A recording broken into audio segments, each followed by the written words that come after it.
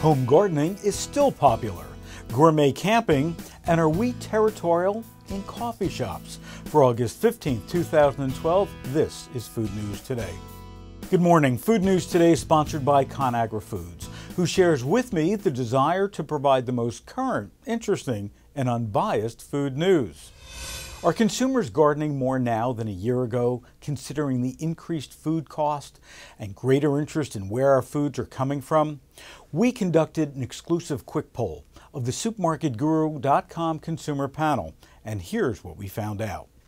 Vegetable, fruit, and herb gardening increased on average about 5%. The top three reasons, with 71% of the results, were: I enjoy home gardening as a hobby, I feel homegrown food tastes better, and I maintain a home garden as a source of food for my household. In fact, not a single panelist said they were not interested in home gardening. Now, that's clear evidence that people want to take some part of their food production into their own hands, and that supermarkets could benefit from offering not only a more extensive line of gardening supplies, but also community programs that teach basic gardening, how to cook with homegrown herbs, or even a Kids' Day, where children can plant a tomato seed in a cup to take home and to learn how to take care of the tomato plant. Healthy eating and the benefits of fresh fruits and vegetables are always a great tie-in for any type of gardening programs. While many coffee shops and their customers, especially those who work outside of a traditional office, value the presence of home-like personal space in a public domain, researchers from the University of California, Irvine's Paul Merage School of Business have taken a closer look at how many of these caffeine-fueled hipsters and average Joes and Janes go to great lengths to mark and maintain that space as their own turf. Earlier this week, I spoke with Professor Mary Gilley about her recent study and the turf wars that can occur at coffee shops. So, Professor, we've all been in coffee shops, and probably not to the same degree, but we've definitely observed people having different territorial behaviors in coffee shops. So, observationally, it makes sense, but you've gone a lot deeper with it. Tell us about it. Well, actually, we started the research in part because of our own observations in coffee shops. I did this research with one of my doctoral students, and we would meet in Starbucks or Panera and be frustrated by the people camped out at workstations. And I had done I used a case on Starbucks in my MBA classes. And Howard Schultz talked about wanting to create a third place, a place where people gathered and mingled, and they were only mingling with their computer screens. They weren't mingling with each other. And now with teleworking, it seems to be a more prevalent issue. Is there any difference when people walk into the store before they make their purchase and after they make their purchase as it relates to that space?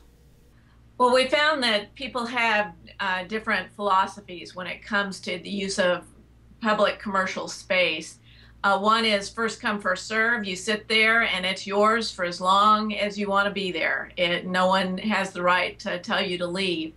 A second philosophy is what we call rent in perpetuity. You buy something and that pays your rent for as long as you want the space. You can use it, but you have to buy something. And the third philosophy, and honestly the one I subscribe to, is rent until consumed. You buy your purchase. As long as you're consuming the purchase, you can use the space, but after that, it's really time to leave. And the problem occurs when people with these different philosophies are using the same commercial space and have conflicts, because the people who want to use the space to consume their product don't have a place to sit down and enjoy the product. I think we would all subscribe to basically your philosophy on it. But again, from a retailer standpoint, you see this phenomenon taking place. You want to serve the customers. Starbucks wants to beat out Pete's and have all these services. What are the recommendations that you have for retailers to follow if, in fact, they're going to offer this, whether it's free Wi-Fi or this free space? the policy of the company needs to be quite clear, because the employees are really put in a bind. And in general, we find that the employees say they can't kick anybody out. Different firms have tried different things. For example, Panera had a sign up for a while saying during busy lunch times, please move to a smaller table, or come back when it's less busy. Those signs lasted maybe a month or two. Really, the main thing that these enterprises need to consider is the design of the space, and need to make sure that they have different spaces that would accommodate different uses, and making it less business friendly makes it more social and so forth. So you really have to design to communicate what the intended purpose of the space is. Thank you, Professor. Campicurians are people who combine their love of camping and their love of good food.